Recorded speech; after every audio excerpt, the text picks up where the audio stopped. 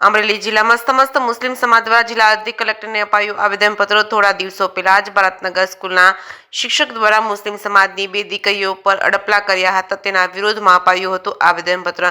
આ હવસખોર શિક્ષકની નોકરીમાંથી કાયમી ડિસમિસ કરવા તેમજ સંડોવાયેલા શિક્ષક પોતે દારૂ પીવડાવી ભોગ બનનાર છોકરીઓની જિંદગી સાથે છેડા કરવા સંબંધે અમરેલી શહેર તાલુકા જિલ્લાના તમામ સમાજના આગેવાનો બનાવને વખોડી કાઢે છે। ભવિષ્યમાં આવા બનાવ ન બને તેવી તકેદારીના ભાગરૂપે તાત્કાલિક કાર્યવાહી કરવામાં આવે અને સમાજમાં દાખલારૂપ સજાના બનાવથી આવા બનાવો અટકી શકે તેવી માંગણી કરી છે। બહોળી સંખ્યામાં મુસ્લિમ સમાજના આગેવાનો જિલ્લા કલેક્ટર ખાતે પહોંચ્યા હતા। તાત્કાલિક અસરથી ચાર્જશીટ રજૂ થાય, સ્પેશિયલ કોર્ટમાં સરકાર દ્વારા સ્પેશિયલ સરકાર પક્ષે વકીલની નિમણૂક કરવી જોઈએ, નરાધમ શિક્ષક સામે યોગ્ય કાર્યવાહી કરવામાં આવે અને યોગ્ય તપાસ કરી આરોપીને ફાંસીની સજા મળે તેવી મુસ્લિમ સમાજે માંગ કરી છે। ભોગ બનનાર બંને બાળાઓને વિક્ટીમ કમ્પેન્સેશન સ્કીમ હેઠળ આપવામાં આવે તેવી માંગ કરી હતી। જે કેસની ગુજરાતી સાથે જૈનિક સુજિત્રા, અમરેલી।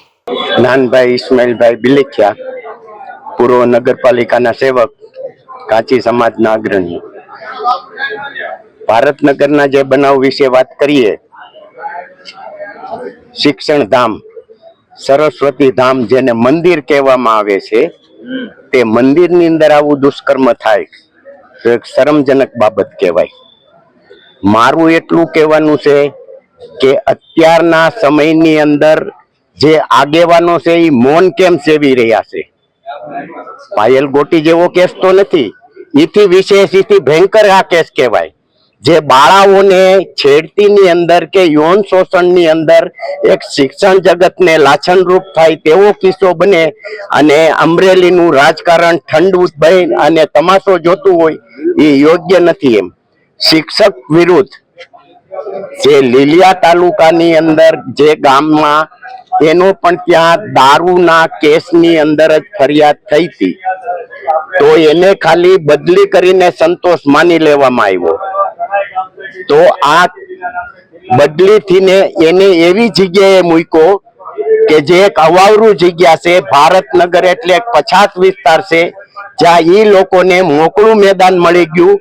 જે આ શિક્ષકની એક દિવાલની સ્કૂલની એક દિવાલની પાછળ જે એને આ કાર્ય કર્યા છે, એમાં બે દીકરીઓ છે એ લાઇટમાં આવી છે, બાકીની કેટલી છોકરીઓ વિશે આવું એને કર્યું છે એ જે બધું દબાયેલું છે। એના 3 દિવસના રિમાન્ડ પૂરા થયા છે, પણ પછીનું જે એની પાસેથી ને રાજ જાણવાનું છે એમાં કોઈ રસ લેતું નથી। આ વાત કરી તમે રજૂઆતમાં તો આની પૂરી સીટ નિમી અને તપાસ કરવામાં આવે અને આને ફરીને રિમાન્ડની માંગણી કરી અને યોગ્ય તપાસ થાય એવી અમારી માંગણી છે। કેટલા દિવસમાં તપાસ થાય એવી માંગણી કરી છે? એ તો જે કાંઈ કલેક્ટર સાહેબ, અમને ન્યાયતંત્ર ઉપર ભરોસો છે। આ કેસની અંદર જલ્દીમાં જલ્દી આ કેસ ચાલે એવી અમારી ઈચ્છા છે, એવી અમારી માંગણી છે। આગામી સમયમાં જો ન્યાય નહીં મળે તો શું પગલાં પડશે? જેમ મુજાહિદભાઈએ કીધું કે અમે હાઈકોર્ટ સુધી જાઉં ને ત્યાંથી કદાચ ઉપર જવાનું હોય તો આ સમાજ અને સમાજ લેવલે બધાના સહકારથી ને ठेठ सुप्रीम સુધી જવું હોય તો અમે ઈચ્છા દર્શાવી છે। आज भारतनगर प्राइमरी स्कूल के शिक्षक जिसने 2 नाबालिग बच्चियों के साथ यौन उत्पीड़न की घटना की, उसमें वो शिक्षक शराब कहां से लाता था, उससे पहले उसने कितने इस तरह की घटनाएं की, और इस केस में सरकार स्पेशल पीपी की नियुक्ति करे, day to day fast track court में केस चलाए और विक्टिम कंपनसेशन स्कीम के तहत इन बच्चियों को सहायता मिले, इस मांग को लेकर अमरेली के सभी जागृत समाज के लोगों ने कलेक्टर श्री के पास आकर आवेदन दिया और एडिशनल कलेक्टर महोदय ने आवेदन को बहुत गंभीरता से सुना और उन्होंने कहा कि जितनी भी जल्दी कार्रवाई हो सकेगी वो अपने स्तर से कार्रवाई करेंगे।